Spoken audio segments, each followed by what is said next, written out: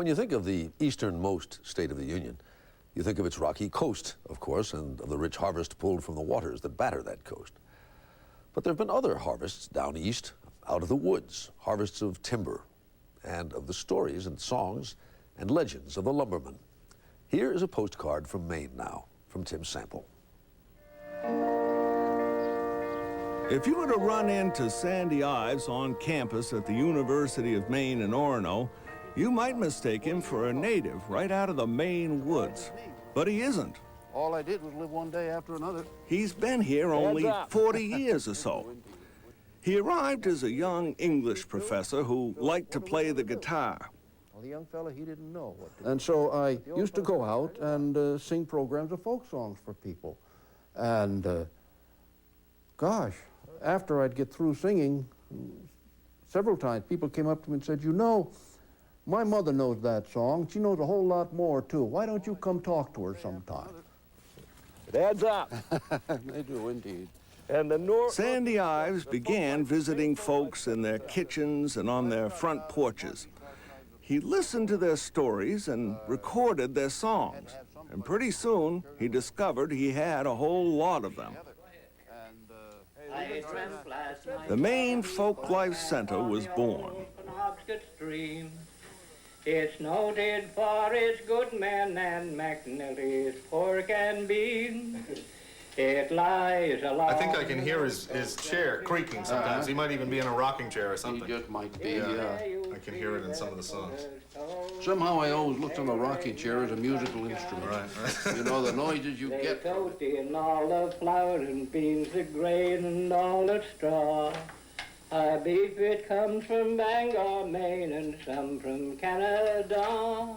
Sandy Ives was most drawn to the songs of the lumber camps and life in the Maine woods early in the century. On the table while it is nice and hot. I was fascinated by the woods, by the work in the woods and by river driving and so on. And one thing that happened along the way was that I found that there were guys in the woods who had terrific reputations as being song makers, that this was expected from them wherever they would go. They'd have a new song, like Larry Gorman, who called himself the man who makes the songs, or Joe Scott, who didn't call himself anything except Joe Scott, but God, he made some magnificent ballads. I was born in New Brunswick, near the city of St. John, close by the Bay of Fundy, where the seagulls loud do call as they rock. And then Joe would go around, after a while, he'd go around and have these songs printed up. He'd go around to the different lumber camps, and he'd sell them to people for 10 cents a piece. And you figure he only had to sell 10 of them, and he'd made as much as he would have made working in the woods that day. We have stew, too, that is made by Lou. It's made for me and you, too. We find it on the table. Many of the songs in the Maine Folklife archives were invented to pass the time during long winter evenings in the lumber camps of northern Maine, before there were radios and TVs. You sort of get the idea of these guys walking off into the woods with their axes over their shoulders, singing at the top of their lungs or something, and that wasn't the way it went at all. Actually, there were special times. Saturday night would be the time. So you didn't go out to work on Sunday. Somebody would, come on, let's have a song. Hey, so-and-so, come on, give us a song. Somebody'd sing, then another person would sing. What are the songs about? Give me an idea of what this is. Yeah, well, one of the things they're about is people getting killed. Like the old ballad of Peter Emberley, which tells of a young man who was taking logs from a yard and putting them on a sled, and the yard broke and buried him under the logs, and somebody in the camp made a song about him, and the song has passed all over the northeastern part of this country. I must have a wash, my face, it is covered with gurry and moss. By now, you may be wondering whatever happened to Sandy Ives' folk singing career. Well, as a performer, he discovered he was a great historian. Well, these songs would take 15 minutes to sing, And you just can't, I can clear a room out in 20 minutes that way, you know, no problem at all.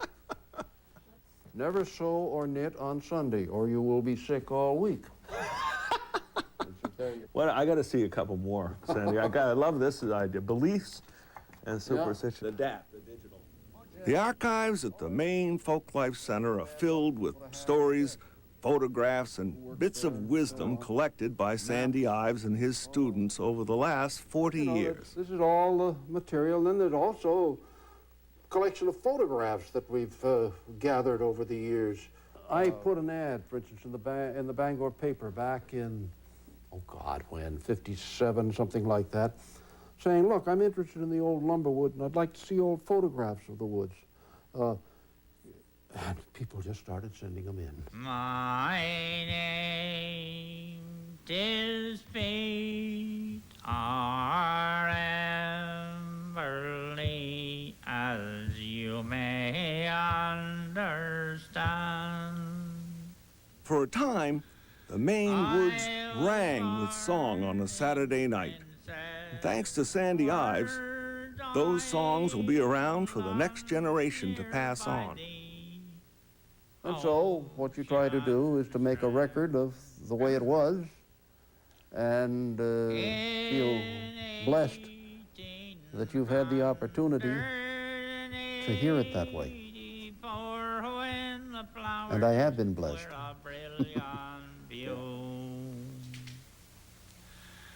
I left my name of country, my fortune to pursue.